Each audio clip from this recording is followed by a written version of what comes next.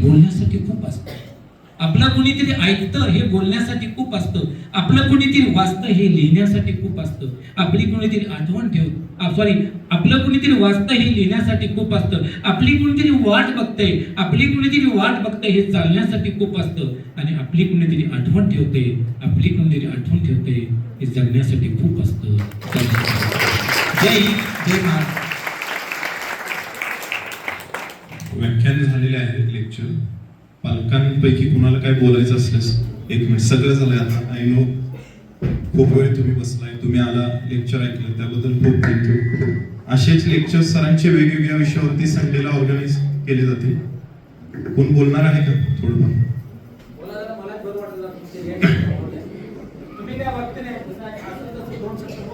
10 second बोला, 5 second. तुम्हाला कसं वाटलं हे लेक्चर ऐकून? नाव सुद्धा ठेवू शकता.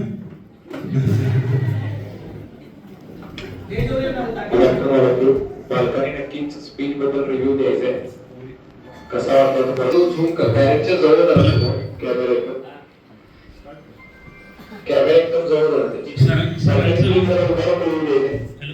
सरांचं मनोगत अतिशय चांगले होतं आणि ते आणखी पुन्हा एकदा असं ऐकावं असं होतं आणि मुलांना त्याबद्दल भरपूर काही विचार मिळाले. धन्यवाद सर.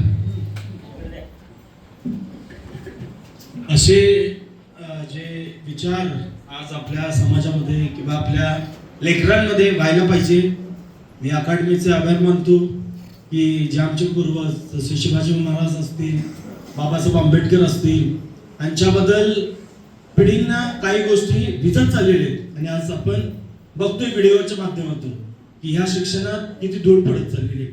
पण आज जे आम्ही ऐकत असताना मन भरून आलं आणि आमच्या लेकराला आमच्या पूर्वजांच्या ज्या काही कष्ट आहे, जे काही कष्टमय प्रवास आहे आणि त्या प्रवासात त्यांनी कसं झटून प्रतिसाद दिला आणि आम्हाला काय करायला पाहिजे, पालकांना काय करायला पाहिजे आणि खरोखर या इंटरनेटच्या जगामध्ये मोबाईलमध्ये आम्ही राहून आमच्या लेकरांबद्दलच्या अशा गोष्टी आमच्यामधून दुर्मिळ झालेल्या आहेत. त्याच्यामुळे त्यांच्या शिक्षणावर, त्यांच्या वागणुकीवर, जसं की सरांनी सांगितलं की पिक्चर बघून क्राईम कुठून येतो तर थिएटरमधून येतो आणि ह्याच्याबद्दल आम्हाला माहिती नाही, पण आम्ही आवर्जून पैसे घालून तिथं जाऊन आम्ही क्राईम विकत घेतो. पण आज या मंचावर जे ज्ञानाचं शिक्षण झालं, जे ज्ञान सरांनी त्यांच्या अनुभवातून, लेकराच्या अनुभवातून जे बेस्ट मला द्यायला पाहिजे, जे डाग माझ्या मुलावर लागलाय तो मला धुवायला पाहिजे आणि खूप छान रित्या त्यांनी आपल्याच लेकराहून नाही तर हा डाग मिळवण्यासाठी पण त्यांनी उत्तेजन दिलं की आम्ही काय करायला पाहिजे. आणि सर असे व्याकरण व्हायला पाहिजे. आमच्या लेकरांनी शिवाजी महाराजांनी किंवा अनेक जे आमचे देशामध्ये जे आमच्यासाठी योगदान दिले अशा व्यक्तींचं प्रतिदिवस आम्हाला माहिती व्हायला पाहिजे. कारण इंटरनेटच्या जगामुळे ह्या बाकीच्या सगळ्या गोष्टी धुळीस मिळत चाललेल्या आहेत. पण ह्या चांगल्या गोष्टींबद्दल अकॅडमीचं, सरांचं आणि दोन्ही सरांचं मी आभार मानतो की या ठिकाणी मी माझ्या लेकरांना घालून कुठल्याही प्रकारची चूक केली नाही. प्रत्येक प्रकारे त्यांनी काउन्सिलिंग देतात. बुद्धी, आरोग्य, खेळ, अकॅडमिक शिक्षण जे आमच्यासाठी, आमच्या मुलांसाठी भावी शिक्षणासाठी महत्वाचं आहे ते इकडून आम्हाला मिळतं. आणि असे व्याकरण तुम्ही ठेवा आणि ह्याच्याद्वारे आमच्यामध्ये पण बदल येईल. आई वडिलांना पण काय करायला पाहिजे, काय नाही करायला पाहिजे, कुठल्या गोष्टी आपल्या मुलांसमोर करायला पाहिजे, नाही करायला पाहिजे, त्याचे परिणाम किती होतात हे खूप छान रित्या यातून शिकायला मिळालं या आलेल्या वेळेत. आणि जे काही गेलेली वेळ आहे ती वाया गेली नाही तर त्याच्यातून आम्हाला ज्ञान मिळालं.